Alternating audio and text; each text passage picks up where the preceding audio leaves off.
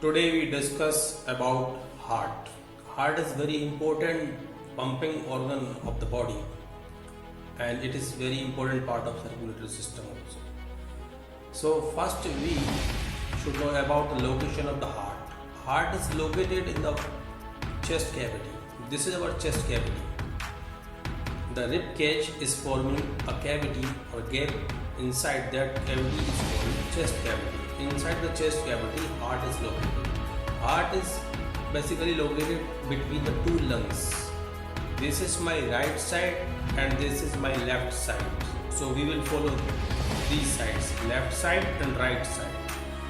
Right side lung is little bit larger than the left side of the lungs. It is because the heart is located partially towards the left, slightly left side of the chest cavity it is located. So this extra space is occupied by the heart. So the size of the left lung becomes little bit smaller. Heart is cone shaped structure. The size of the heart is like our fist, this much big size. And the heart is enclosed in a membrane that is a double layered membrane. That membrane is called pericardial membrane. This pericardial membrane is double layer structure, the outer one and the inner one. In between these two membranes there is a gap that is called pericardial cavity. This pericardial cavity is having one fluid. That fluid is called pericardial fluid. This pericardial fluid is helpful in absorption of the jerks and shocks, and it also helps in reducing the friction while it beats. Now the chamber of the heart.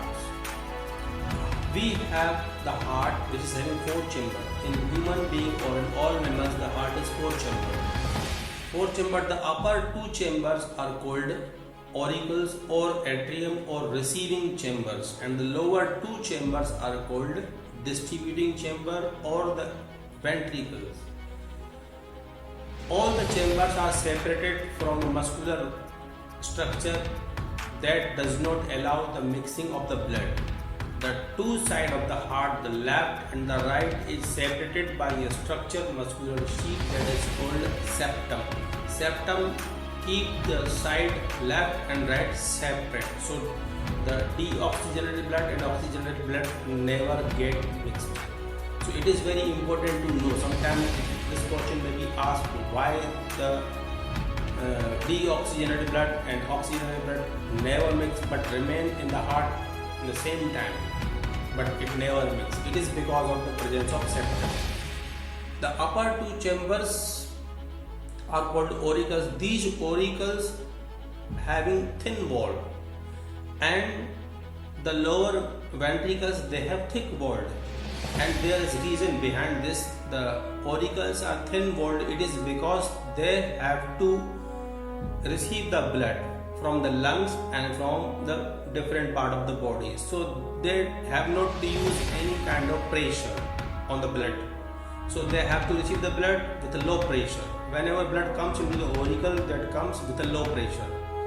But ventricles have thick wall structure. The wall of the ventricle is thick. It is because the ventricle has to pump the blood to various parts of the body and to the lungs. So this blood is supplied with a high pressure. So the wall of the ventricle is thicker than the wall of auricles. The left side of the heart is having oxygenated blood and the right side of the heart has deoxygenated blood. Now some points about valves. Valves are the very important structure present in the heart that prevents the backflow of the blood. Blood will move only in one direction. Blood cannot flow back. The blood cannot flow back. It is because the oxygenated blood supply should not be stopped, and the deoxygenated blood should move towards the lungs. So this blood should not be returned. That's why valves control the backflow of blood. Our right side of the heart, that is having auricles, the upper side and the lower side ventricle. These 2 chambers, they have the wall that is called tricuspid valve. The tricuspid valve controls the flow of blood from auricle to ventricle. This will allow the blood movement from the auricle to ventricle. Blood cannot go from ventricle to auricle. Blood will always go from auricle to ventricle. So this is controlled by tricuspid valve, right side of the heart. Left side of the heart, between the auricles, the upper chamber, left side auricle, and the lower chamber, that is left ventricle, that is having one valve that is called bicuspid valve. This bicuspid valve prevents the backflow of blood from ventricle to auricle. Means blood will move only in one direction, from auricle to ventricle. Two more sets of valves, they are called semi-lunar valve. These valves control the movement of blood from ventricle, from right ventricle and from left ventricle. They also control the blood flow in one direction. They are called semi-lunar valve because semi means half and lunar means moon. So they are half moon shaped valve. So they will control the backflow of blood in. There are two types of vessels in the heart. These vessels, the vessels which carry blood into the heart, that is called vena cava. This vena cava brings the blood from different part of the body into the right auricle. This right auricle receives the blood from different part of the body through vena cava. So we have two vena cava in our heart. The upper vena cava brings the blood from anterior part of the body or the superior part of the body, from the head region. That is called superior vena cava, also known as anterior vena cava. One vena cava is present at the lower side that brings the blood from the lower side of the body, that is called posterior vena cava, or also called inferior vena cava. They brings deoxygenated blood into the heart, and this blood is received by right auricle. This right auricle is controlled by the valves. When auricle is filled with the blood, then the valve which is present between the auricles and ventricle at the right side of the heart, that is tricuspid valve, that valve will open and the auricle will squeeze. As auricle squeeze, the blood will move from right auricle to right ventricle. Now the ventricle will start filling and the auricle will start squeezing, or it will start contracting. Now the blood will have to move from ventricle to the lungs, because this is deoxygenated blood. So this blood will be supplied to the lungs. So this is having one artery that is called pulmonary artery. This arises from the base of the ventricle. This artery divided into two branches. These branches entering into the lungs, left lung and right lungs. They are carrying the deoxygenated blood. So we have to remember one point here, that in our body all arteries carry oxygenated blood except pulmonary artery. Pulmonary artery carry deoxygenated blood. Only the pulmonary artery carry deoxygenated blood.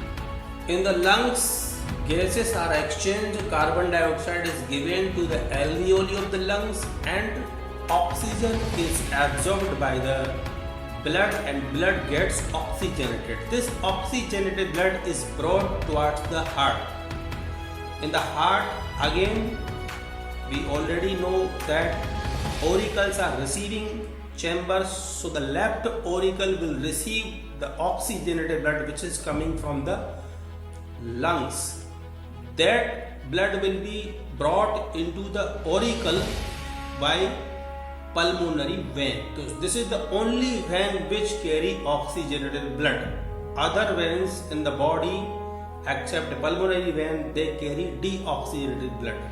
Now the auricle which is present at the left side, left auricle will start filling and the wall will open which is present between the left ventricle and left auricle. Blood will come into the left ventricle when left auricle squeezes. Blood will come into left ventricle, and from left ventricle the blood will start moving out of the heart through the largest artery, that is called aorta. Aorta will carry the blood, that is oxygenated blood, throughout the body, different parts. So here we have seen that blood is coming into the heart 2 times. When blood comes 2 times into the heart, this is called double circulatory system. One kind of circulation is present between the heart and lungs, that is called pulmonary circulation.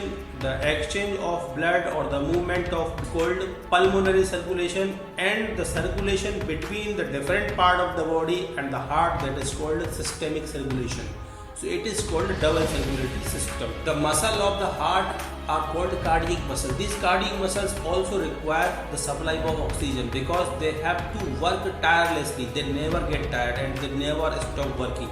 So they also require continuous supply of oxygen. So this supply is done by the coronary artery. Coronary artery is the artery which provides oxygenated blood to the heart.